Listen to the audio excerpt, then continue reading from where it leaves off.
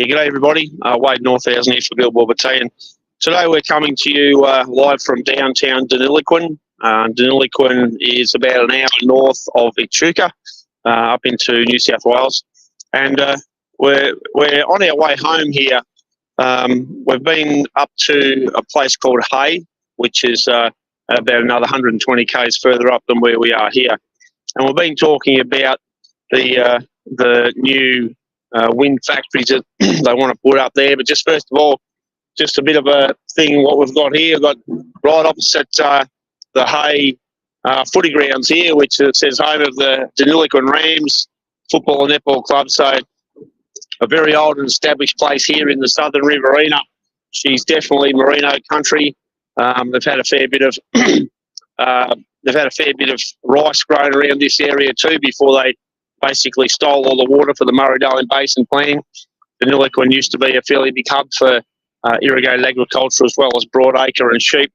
But anyway, as we know, the government's war on agriculture is trying to destroy another region up here. The Southern Riverina of New South Wales has suffered enormously under the Murray-Darling Basin plan. In fact, I believe there's going to be a meeting up here, I think it's next week, about the situation where they're trying to take more water out of this region. So we'll probably be back up here in Deniliquin for that. And I think there's also going to be a sister kind of a meeting up around the Griffith area in New South Wales as well. But anyway, today we're just here. We've got the bus up here. We stayed in Hay overnight last night. And so now, Echuca now, we've got at the roundabout here. Got the old Barham in front of us. We've got Echuca to the left with the Cobb Highway, and Walkill to the right. So, you know, these are some old, very old established, very profitable and terrific irrigated agriculture regions up this way. But, yeah, no, they're in the business of trying to shut it down. So I just wanted to talk a little bit about what we're doing yesterday. Yesterday, we went up to Hay. There was a meeting up there where you could make submissions to the New South Wales Independent Planning Commission about a new wind factory that they wanted to put up there. And this wind factory, they're proposing 247 wind turbines that can generate, they tell us, 1,300 megawatts. That's its generating capacity.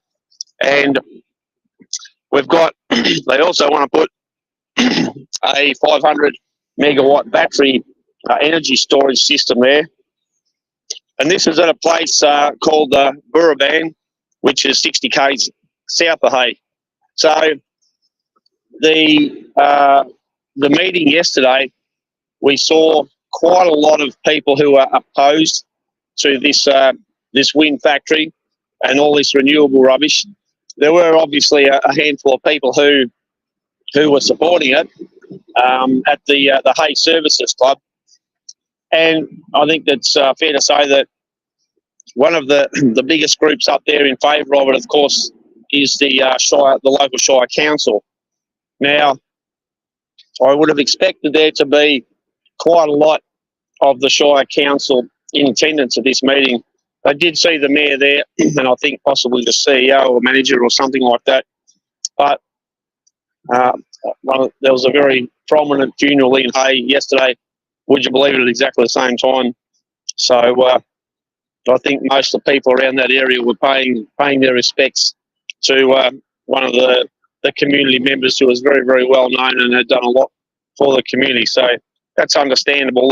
There were not a great number of people there at the meeting, but one of the interesting things is that there were a number of people who called in on the phone who made submissions, and I think it's good to see the numbers there, because we got the sheet on the day when we got there, and there were quite a number of people, very extensive list really. So it's good to see that so many community members are in fact taking interest in what's happening here. And I'll just turn me back that way so the wind's not on the mic so much. And we did meet a number of people from other areas who have a lot to say about what's happening in their area with the renewable energy kind of infrastructure, and they're very, very upset about this. They're not happy about this. To the thing where councils are even starting to interfere with people and the fencing they're allowed to have on their properties. So this on top of what we saw when we were across at Warwicknabeal just a week ago. Some of the issues that we didn't get to raise yesterday, of course, were about if people sign up to these companies, there's nothing to say they're going to start building anything there and start getting some income for people, but they immediately want to start putting caveats on properties. So this is one of the big issues, and we did talk to people who are what they call hosts, and they have been very, very upset at what's happening and want to get out of contracts. So this is a big issue that's unfolding, how they take over people's land. So you have to be aware when you're signing up to this thing. You hear about the big dollars and you think that's all great, but the other side of the story, and what we're finding now from talking to more and more people all across Australia, is that it's not all beer and Skittles. So therefore, I'd say to people, be very, very wary. A lot of these companies, they're worse than politicians and lawyers. They're just about spin. Their whole thing, of course, is to get these people signed up.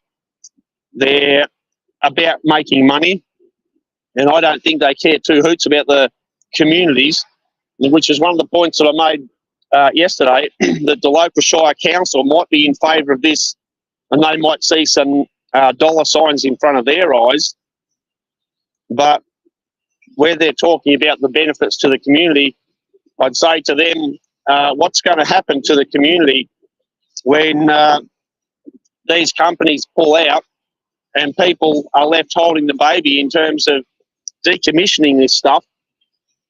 This is going to be a massive big issue. And from what we can see so far from the figures, the cost of decommissioning these wind turbines and all the rest of this stuff is going to be worth more than the value of the land. So I would suggest we're seeing a situation where communities across the board are going to have some big problems, in so much as the companies may very well end up just owning the land. People might lose their properties.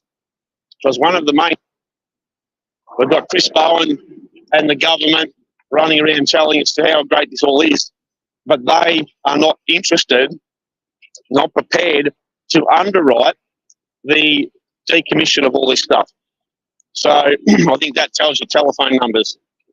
It tells you that if they're not prepared to back it themselves, this has a very, very serious capacity to be a massive problem. So we're getting around the countryside and bringing reports from all over the place about this renewable energy infrastructure disaster. And as we go further, more and more people are coming up with problems. When people get to see contracts, they start looking through them, and these contracts, in many cases, are very large. So there's a lot in them, and I think it's fair to say a lot of stuff that people don't realise at the time. Was this is what we are seeing, is that people are saying they want to get out of them. They've worked out they've been tricked. They've worked out they're losing jurisdiction over their land and will possibly lose their land.